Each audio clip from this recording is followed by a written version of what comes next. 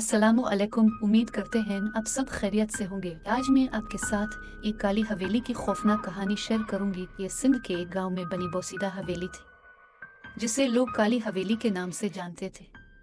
काली हवेली के लिए मशहूर था कि वहां जिन्नात का बसेरा है। सूरज के गुरूब होते ही लोग इस हवेली के पास से भी नहीं गुजरते थे। लोगों का कहना था कि मगरिब के बाद काली हवेली में से किसी औरत के रोने की आवाज आती है, और आवाज के साथ बहुत से जानवरों की खौफनाक आवाज में भी सुनी जाती थी। हवेली का खौफ लोगों पर इतना सवार हो गया था कि लोगों ने हवेली के अर्द गिर्द के घर भी छोड़ दिए थे। हवेली के अर्द गिर्द के मकान भी वीरान पड़े हुए थे।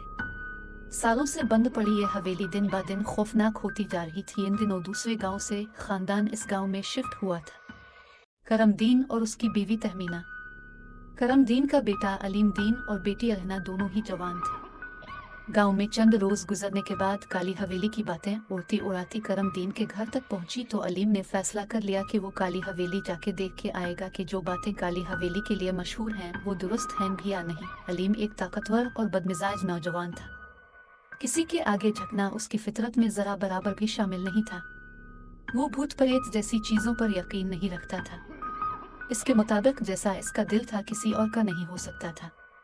एक दिन करमदीन अपनी बीवी और बेटी के हमरा अपने आबाई गांव गया तो अलीम ने ठान ली कि वो आज हवेली की जानिब जरूर जाएगा। खाना खाने के बाद वो हवेली की तलाश में घर से निकल पड़ा। हवेली की जानिब एक नौजवान लड़के को जाता देख किसी शख्स ने देखा तो उसे आवाज देकर फौरी रोकने लगा। बेटा, इस जानिब नहीं जाओ। किया तुम नहीं जानते कि काली हवेली की जानिब जो एक बार जाता है वो वापस नहीं आता।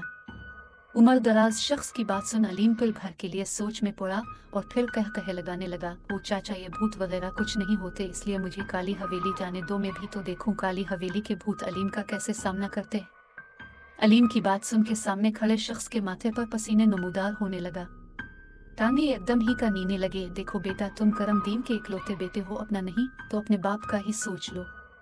आदमी ने इसे काली हवेली की तरफ जाने से रोकना चाहा था। इतने में ही हवेली का मालिक अपने घर से निकलने लगा तो उसकी नजर इन दोनों शख्स पर पड़ी जिनका रुख हवेली के रास्ते पर था।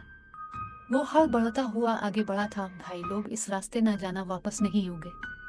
हवेली के मालिक ने खौफ से कहा तो अलीम के माथे पर नागुराइत के बिल नमूदार हुए। मैं साबित कर सकता हूँ कि कोई जिन भूत नहीं होते। तुम लोग कहते हो ना यहाँ से कोई वापसी नहीं आता, मैं वापस आके क्यों रहेगा तुम लोगों को। अलीम ने कदरे चीख के कहा तो आसपास के लोग भी अर्द गिर्द जमा हो गए और इसे समझाने लगे कि वो ये बेवकूफ़ी करने का सोचे भी नहीं, मगर अलीम अपने फैसले पर अटल था। कुछ देर बाद जब वो ना माना तो हवेली के मालिक के दिमाग में ख्याल आते ही वो अलीम से मुखातिब हुआ, ठीक है बरखुदार, अगर तुम जाना ही चाहते हो तो एक काम करो, मेरे पास कुछ कीलें हैं जो मुझे एक बुजुर्ग ने दी थी। बुजुर्ग ने कहा था कि अगर ये कीलें मगरिब के बाद हवेली में ठोंक दी जाएं तो वहाँ मौजूद आसिब खत्म हो जाएंगे, लेकिन पूरे गांव के सामने तुम्हें कहना होगा कि हवेली तुम अपनी मर्जी से जा रहे हो, तुम्हें कुछ हुआ तो हमारी जिम्मेदारी नहीं होगी। मैं वादा करता हूँ अगर तुम हवेली से सलामत वापस आए तो यह हवेली तुम्हारे नाम कर दूंगा। हवेली के मालिक की ऑफर सुन के मानो इसका दिल खुश हो गया। इसके इरादे में मजीद पुख्तगी आ गई थी। ठीक है, अब मुझे कीले ला के दे, मगरिब होने में कुछ ही वक्त है, इसने हुक्मिया अंदाज में कहा तो लोग इसे समझाने की गरज से इसके पास आने लगे। किसी ने कहा कि एक बार फिर सोच ले, किसी ने कहा कि हवेली के बाहर ही कीलें ठोंक के आ जाए। सबकी बातें एक कान से सुन वो दूसरे कान से निकाल रहा था। कुछ वक्त सरकने के बाद फिजा में मगरिब की अजान की आवाज गूंजी तो हवेली के मालिक से खेले और हथौड़ी लेके वो हाथ में लाइन लिए काली हवेली की जानिब बढ़ गया। पूरा गांव हुजूम की सूरत उसे जाता देख रहा था। सबके चेहरे पर खौफ और कदमों में कपकपाहट थी। वक्त जैसे जैसे गुजर रहा था वैसे वैसे अंधेरे में तेजी आ रही थी। काफी देर चलने के बाद वो काली हवेली के सामने खड़ा था। इस भयानक हवेली को देख उसकी रीढ़ की हड्डी में सनसनाहट हुई थी। इससे पहले वो काली हवेली में दाखिल होता एक साथ ही कुत्ते, बिल्लियों और उल्लू की आवाजें गूंजने लगी। ये आवाजें इतनी भयानक थीं कि ना चाहते हुए भी इसने लालटेन फेंक कानों पर हाथ रख लिया था। घुप अंधेरा, जंगल, खौफनाक आवाजें और सामने खटरी काली हवेली। इसका दिल किया वो वापस पलट जाए, मगर हवेली का लालच याद आते ही इसकी हिम्मत जाग गई थी। वो लालटेन उठाते हवेली के अंदर आया था। बड़ा सा लोहे का दरवाजा खोलते ही चमगादड़ों का हुजूम हवेली से निकाला था, जिसे देख वो चीखता हुआ एक जानिब हो गया था। पूरा पसीने में भीगने के बाद जब उसे समझ आया कि चमगादड़ें तो कदीम और बंद जगहों पर होती हैं तो वो आगे बढ़ गया। अंदर आते ही इसके कानों में तेज हवाओं की शाएं शाएं आवाज आ रही थी। दिल की कैफियत ऐसी थी जैसे अभी बाहर आ जाए। 5000 गज पर मुश्तमिल इस भयानक और अंधेरे में डूबी हवेली में वो इस वक्त तन्हा खड़ा था। ऐसा महसूस होता जैसे कोई अभी आ जाएगा। ज्यादा अंदर जाने का फैसला छोड़ के वो वहीं बैठ कील ठोकरने लगा। सन्नाटे के माहौल में कील के ठकने की आवाज गले मर्दों को उखाड़ने के लिए काफी थी। वो पीने में शराबूर खौफ से उधर उधर देखता तेजी से कील ठोंक रहा था। इसे ऐसा महसूस हो रहा था कि इसका दिल काम करना बंद कर देगा। हाथ पांव कपकपा रहे थे।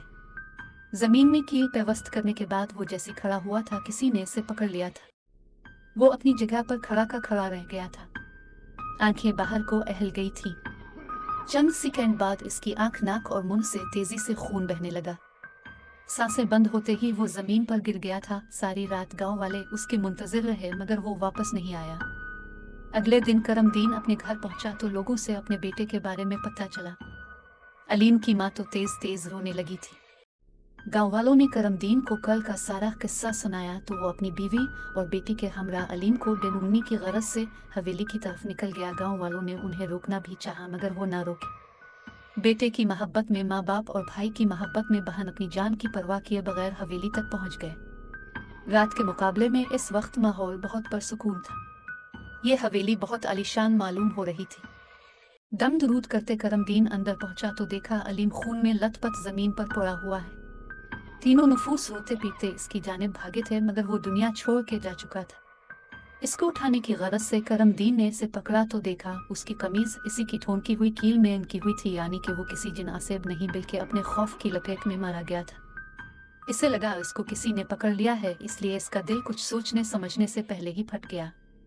अलीम तो जा चुका था मगर करमदीन को पता चल गया था कि काली हवेली में कोई आसेब नहीं, इसलिए हवेली के मालिक ने हवेली करमदीन के नाम कर दी थी। करमदीन और उसकी बीवी बेटे के गम में बीमार हो गए थे। घर और बाहर की जिम्मेदारियां अलना के सर पर थी। वो कमाती भी थी और घर भी चलाती, माँ बाप की खिदमत भी करती। अक्सर भाई की याद में वो माँ बाप से छपकर घंटों रोती। एक दिन शहर से एक बड़ी कंपनी ने गांव आके काली हवेली को 2 करोड़ के एवज खरीद लिया था। अब इन लोगों के दिन फिर गए थे। अलहीना को काम के लिए ना बाहर जाना पड़ता था ना घर में काम करना पड़ता था, बल्कि वो शहर के एक अच्छे डॉक्टर से अपने माँ बाप का इलाज करा रही थी। एक दिन इसी डॉक्टर फरकाहे ने इसे अपना मिस्टर बनाने की पेशकश की तो उसने खुशी खुशी कबूल कर ली। अब उन्होंने गांव छोड़ दिया था। शहर में एक हंसती बसती जिंदगी गुजारते करमदीन, तहमीना और हसीना अक्सर गांव की तल्ख यादों को याद करके रो पड़ते थे मगर डॉक्टर फुरकान की सूरत करमदीन और तहमीना को अपना अलीम वापस मिल गया था। डॉक्टर फुरकान उन सब का बहुत ख्याल रखते थे। कहानी को सुनने के लिए अब सबका शुक्रिया। खुदा हाफिज।